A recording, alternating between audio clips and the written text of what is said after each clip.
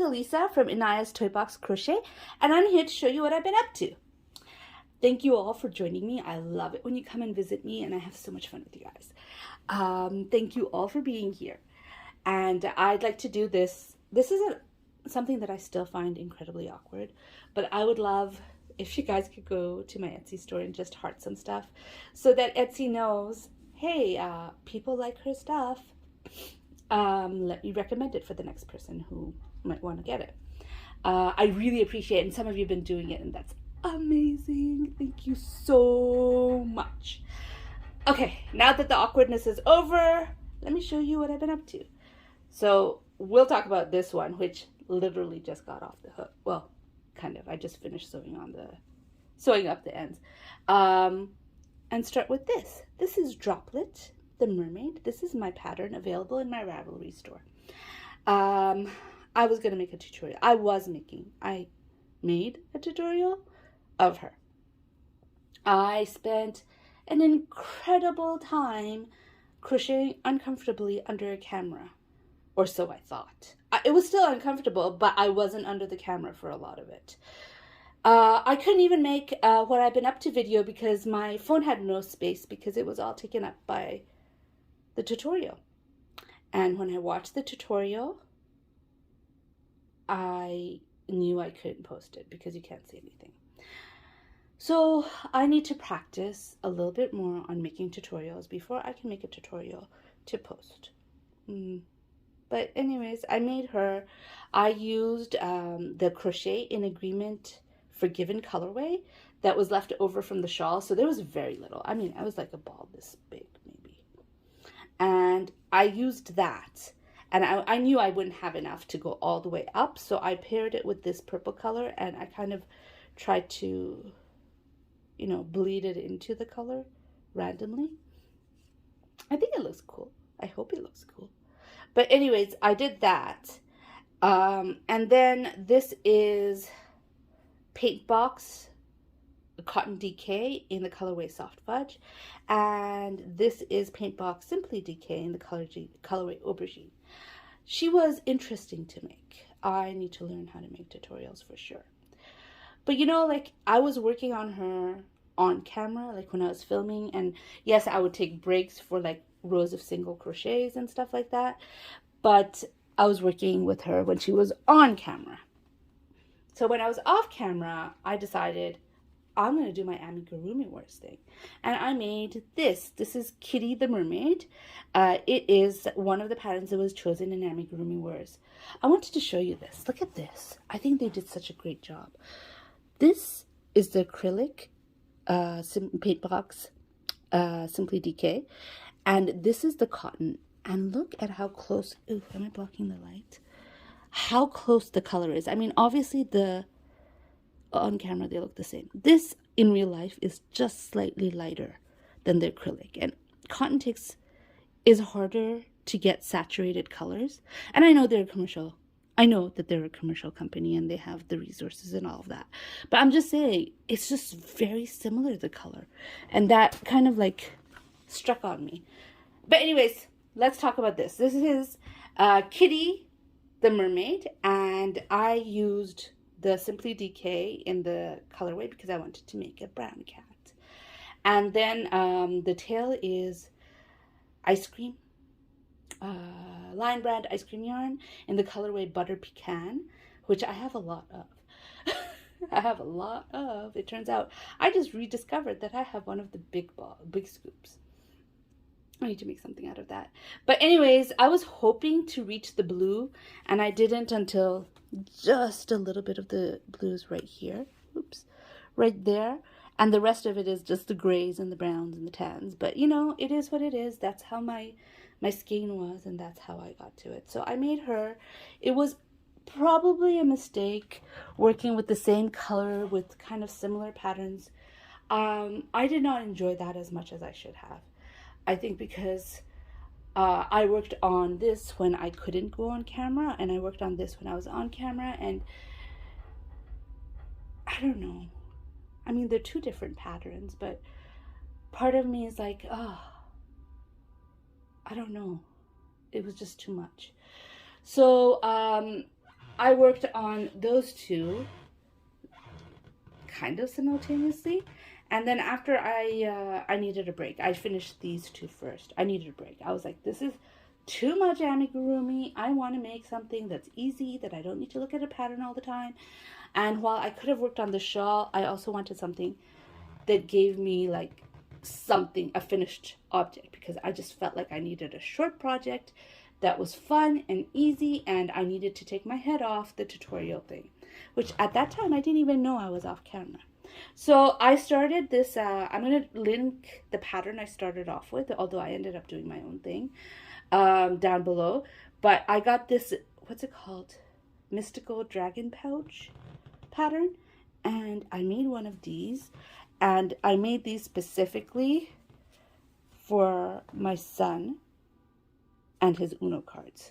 He puts his, obviously, you know, 6-year-old, the Uno cards the Uno box ended up, you know, ripped right away, pretty much. Right away. And I was like, oh, let me open it. No, he was too impatient. He had opened it before I could get to it, and it was ripped, the box. And I'm like, you know, the box is the holder for the cards? And he's like, oops. Not that it stopped him next time from doing it. So I made this for his Uno cards. And then I had some yarn left over. This is like the type of yarn that you make a few projects with and it just doesn't finish. This is it. This is Premier Candy Shop. And I made a shawl with it. And you know me, I never finish all my yarn when I make a shawl because I get bored of it. And I was like, no, I'll make something else with the rest of it. And because I do make little projects, I do make other stuff with it. I think I worked up 3 projects with this yarn, like with the leftover after the shawl. So I made like a shawl with 2.5 skeins. And then with the leftover, I worked on a project, an amigurumi project, and put this yarn in, and it still didn't finish. And so I thought, ooh, I'll finish this. So this is my 3rd project with that 1 skein of yarn, or 1 cake of yarn. And so I thought, ooh, I'll make it with this. And so I did. And there it is. I might have even made 4 projects. I don't know. So I made those 2. And those were, after I made those, I felt like, okay, I could finish the tutorial. I was really crazily out of space on my phone. The last bit of the tutorial, I may have been more under the camera because I had been practicing by making the rest of the tutorial, but it was so rushed and so short, and I was pausing where I wouldn't have paused if I had more space. And I was really upset about that, but I thought I could still post it because I had all the information there. And then I saw that at the beginning I wasn't under the camera, so I just deleted everything. I'm a little disappointed about that. I'm actually very disappointed about that. But one day I will figure it out and I will get my tutorials out. I will. So then yesterday I had finished the 2 mermaids. Those I finished in between making the mermaids. Oh, I forgot. I forgot one of my FOs. The cowl. Remember that fuzzy yarn, the Bernat Pipsqueak that I really, really wanted to get out of my stash? And I started knitting a cowl with it, and I thought I'd have to add more yarn to make it into a size that people can wear. Well, I was wrong. I finished up that color, put it together, wrapped it around my head, and I thought it would go through my head. And so it's a little bit of a tight cowl. I am going to put the picture up here. My daughter claimed it right away, and she had recently lost the cowl that I made her before. And so she's wearing it. It's not a cold day today, but she took it to school anyways because we just dress up for the cold, assuming it's going to be cold. So I have a picture right here of her wearing it. It didn't take, last video, basically, after I finished the video, I worked on it for like just a little bit, like an hour maybe, even less than that maybe. No, probably an hour. I'm not a very fast knitter. And it was done and it worked out. I didn't need to add yarn, so I just closed it off and gave it to her. So that's another FO. That's my first FO. And then I didn't have any FOs until Friday, which is when I started working on those 2. I worked on this shawl on the bus and in the library while I wait for my daughter. And even that I wasn't doing too much of. But you know what? I'm using DK weight yarn. I use DK weight yarn. This is a King Cole Splash in the color apricot, although to me it looks like Skittles. Not apricot, but whatever. They named their names however they want to. But I thought it looked more like Skittles. But anyways, it's DK weight. And I have recently been making everything in fingering weight. Like I made a few projects in either fingering or 2 weights recently. And so I was really, really surprised at how fast it worked up. So yesterday I thought, you know what, I'm just going to finish this off before, because I didn't film yesterday. I finished filming this tutorial yesterday, started editing it and realized it was not usable. So I didn't end up filming yesterday. So I thought, let me just finish it before, because I know you haven't seen it, seen much of it. Did you see it last time, or did I start it after? I think I started it after last video. But when you have just a little bit left to go, it looks like you're showing the same thing twice. So I thought, I just have to finish. Like, I was already here where there's the yellow here. I was already there. And I just needed to do 2 more rows, which are long rows at that point, of course. But it was just 2 more rows. Let me just finish it before I'm making the video, because even though they're long rows and they are, it does take a while, when I show it, it doesn't look like any different. So I decided I'm going to finish it off so I can show it to you guys, and I have. And that is what I finished off last night. And that is all my flows. I know it looks like a lot, but I feel like I probably would have done the same amount of crocheting even if I wasn't filming, but oh my gosh, the filming made it feel like it was hard. I need to learn how to do it better. But anyways, before I was working on the mermaid, I decided, okay, as soon as I finished, the other, oops, sorry. My floors are creaky. I live in New York in a little apartment. Anyways, whatever. As soon as I finished, there's this shawl I've been eyeing. It's a little bit more complicated than my level. But if you don't do complicated, you're not going to learn, right? So as soon as I finished the cowl, I went on there. I got the pattern was a tutorial by Marley Bird, and there's also a red heart pattern with it. And I thought that would be a good way for me to slowly learn how to read patterns by having a tutorial and a written. And so I decided, okay, I'm going to do that. And so I started this. I've made a mistake that I am not frogging, but I was supposed to do some increases on this side that I didn't do. This is the Cityscape Shawl, and I'm loving the way the colors are working out. They're looking so pretty. This is Premier Basics. Right, oh, I'm off camera. Again. This is Premier Basics in the colorway Mustard, and this is, what was the color again? This is Candy Shop from Premier, and the colorway is Jolly Rancher. So I'm just at the beginning, and this is going to take me a while. It is a knit project. It is harder for me than other projects, than like just straight knitting. This stitch right here, which is a CC2, whew, I'm starting to get it, but it's hard to do. Oh my gosh, it's hard to do. But I'm going to get there, and I'm going to have a beautiful shawl out of it. And I think I really like the way it looks right now. And slowly, hopefully, doing this complicated project will get me into more complicated project and maybe even reading patterns instead of just doing plain knit stuff. And, that's what I've been doing, really. Like just plain knit stuff and making it up as I go. Whereas if I start looking at patterns and following patterns, it'll help me get into a different level of knitting. So that's what I casted on. I did not work on that much recently. Like as soon as I started the tutorial, I picked it up yesterday and worked like 2 rows, and that's it. Okay, so now that that's done, I made a promise to myself that I will finish my cardigan in February, and it is like what, February I don't even know what the date is, but it is like 17, I think, February 17. And I have not finished my cardigan. So now, my love, all my work is going to go into that cardigan.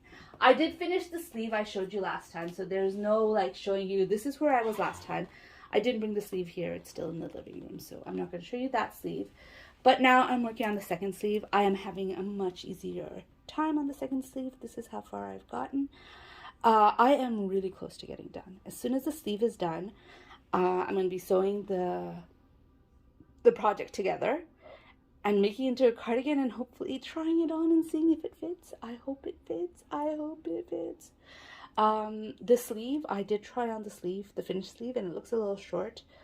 And I'm not sure if it is going to be short because the body might make up the difference. I don't know. So I'm hoping really, really badly that it works out. But I am going to finish. That's going to be my next FO. I mostly promise that. Mostly promise that that will be my next FO. Cardigans are scary. And it's only scary because I haven't done too many of them. I mean, this is my 4th wearable. I really should be over this scary thing right now. And for some reason, I am not. I think most of my being scared about making wearables comes from when I was, I don't know, 20, 21.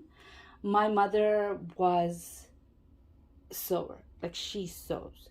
She has a nice machine. She sewed not like my clothes that I would wear to school or out, but the, you know, like the salwar kameez, the desi clothes that I would wear, because it was, at that time, it wasn't that easy to find it in the stores. Like, it wasn't impossible, you could, but it wasn't so easy to find in the stores. So she would sew those clothes. So all my more dressy clothes, my more things, she'd get nice fabrics and she'd make it. Even now, she gets into it. Like, she's not, my mother is not like me who needs to do her art all the time. She goes through stages where she wants to sew, and then she doesn't want to sew anymore, and it goes for months without sewing. And then, you know, she'll come up with an idea and she'll sew for a little bit, and then she'll go months again without doing it. My mother's like that. She's not like me that I need to have something that I'm doing every day. I can't even say she picks up something else. She crocheted for a little while, and when she was crocheting, she wasn't sewing. She wrote for a little while, but again, there are long periods in between where she's not doing any of those at all. She's just doing whatever. The only thing she really does artistically is cook. That's the one thing she does consistently artistically. When I say artistically, is like you put a lot of love and care into the food that you're making. I do not do that. Not even a little. Thinking up new recipes, trying different things, trying different types of foods, not just for eating, but to make something, and flavor profiles and all that sort of stuff. The only thing she does that is consistently is that. But anyways, I've gone off into this big tangent about my mom, and you guys don't even want to hear about it. No, what I was going to say is my mom was sewing, and so I thought I would be able to sew. And so what I liked were tunic tops. And I didn't like the tunic tops that we could find in the store. I felt like, at that time, I felt like the fabric was too loud, and I didn't want it quite so loud. I wanted like tunic tops that were one color, like just tunic. I want the shape of the tunic. I don't want the loud print. And so I got some really super cheap fabric. Now, right now, I'm thinking that was a mistake. It wasn't a mistake. It didn't turn out to be a mistake, but to tell you the truth, getting such super cheap fabric in the long term, if I had succeeded, would have been a mistake because I wouldn't have worn it. It was itchy, scratchy fabric. I wouldn't have worn it. I should have bought something that I would wear. But that's beside the point, because the point is, I failed. I failed in that I cut the arms too small. The pattern that I used,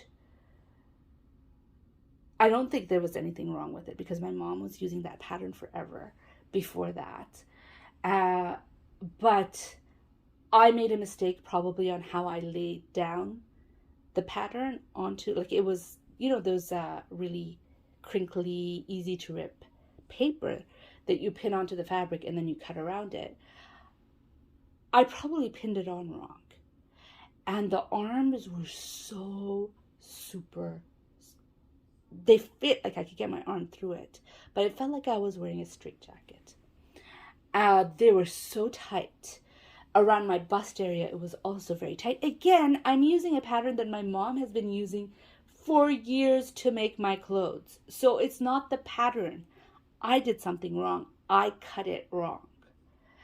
And that has really, really colored how I view wearables, about me making it. And so even though I have successfully made 3 tops, I have made one for my daughter, one for my son, and one for my friend's daughter, and I was successful in it, I'm still so nervous making this top, this cardigan.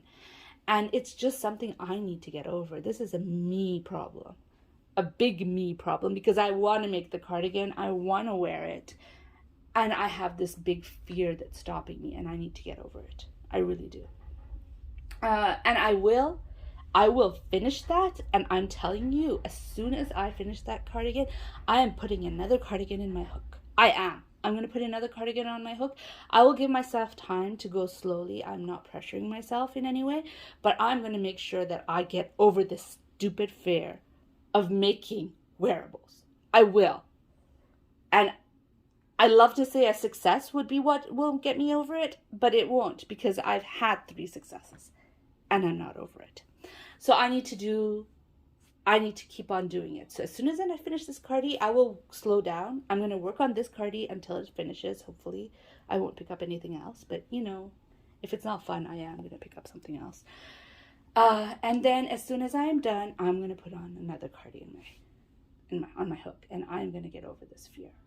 I want to learn how to knit. A lot of the reason why I want to learn how to knit is because I get hot really quickly. And I know New York weather is cold, but it's not cold as long as it is in Montreal. So in Montreal, like, it'll start in November, and in April is when the cold weather was ending. When I was a kid, I don't know about now, global warming and all that. But when I was a kid, it would start snowing, and we'd have snowy weather and built up snow starting November, and it would end. It will end late March, but there was always a big snowstorm in April. So a crochet, which is a heavier sweater, would be fine in that weather because it's hot for so much longer. But I feel like here, where we have definitely sweater weather, I feel like the crochet, because it is heavier, sweater is going to be less worn than a knit sweater. So I'm hoping that I will get over this stupid fear of making wearables by the time I'm ready to knit a sweater, because I really do want to have one that I knit myself, a knit cardigan that I knit myself that I can wear in the fall and in the early spring. That's what I really want. I also want to have crochet ones. To be honest, I do. I'm planning to make the next one out of Trubu, and I hope it works out. And I can make stuff out of cotton too. And if I make it out of really like thin, light cotton, maybe fingering weight cotton, I might even be I'm Muslim. I wear long sleeves all year long, and so in the summer it's hard because it's hot. And so if I could get like some one weight cotton and make a cardi that is long sleeves with that and still be able to wear it in the summer, that would be amazing.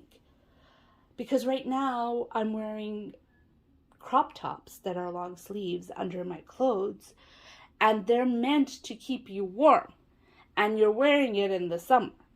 You know where I'm going. These past 2 summers were much nicer, but only because I didn't go out as much because of COVID, and that wasn't fun. I didn't get hot as often, but I didn't go out. That's not fun. So I'm hoping to be able to crochet myself like with a light cotton yarn, which I don't have anymore, or enough of. I'd have to order it. A top one day. But first I have to get over this fear, and I feel like the using thicker yarns, not that it makes a difference. I'm so used to using thinner yarns, but it's just something in my head. I'm just babbling and making this video really long, aren't I? I'm so sorry. I'm going to stop now. I'm going to stop babbling. I have shown you my whips, which are these two, this, and I'll put something else in my hook. 2 whips is not enough, right? I need to have a project that I could take on the bus. I don't have any at the moment.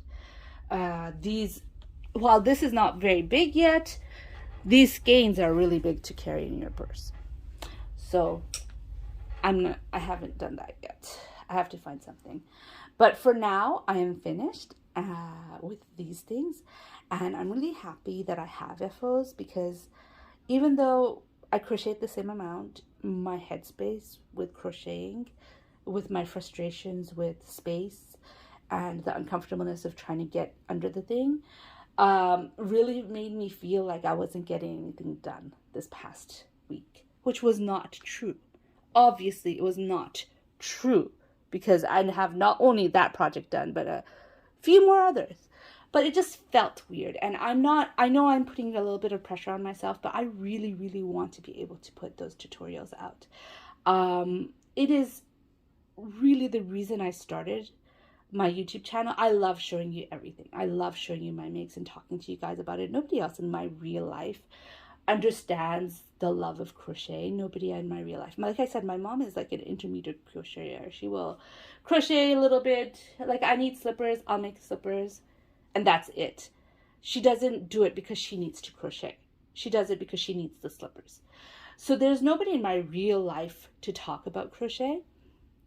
And so I love talking to you guys about crochet, but the reason I started my channel was to be able to make my patterns clearer with those amigurumi tips that I make, and also to show you what how I'm doing it, like to do those tutorials is really the reason. And I've not done many tutorials. I'm having a hard time figuring out how to do it, but I will, and I will do the tutorial because that's what I want to do. This one is not going to be a tutorial anytime soon. I'm going to choose a different pattern to do a tutorial on next time. And I think what I'm going to do is just try to practice crocheting looking through a camera. That's what I'm going to be doing before I do another tutorial. I'm sorry. I know it's a bit of a tease telling you that I'm working on a tutorial and then saying I'm not showing it to you, but it is what it is. I can't do anything about that at the moment except for making myself better. Sorry. Thank you guys so much for watching this really long, rambly video. I hope you enjoyed it. I hope I didn't turn you guys off by being rambly. Anyways, I hope you enjoyed it. If you enjoyed it, please give it a thumbs up. And if you'd like to hear more from me, please subscribe. Bye.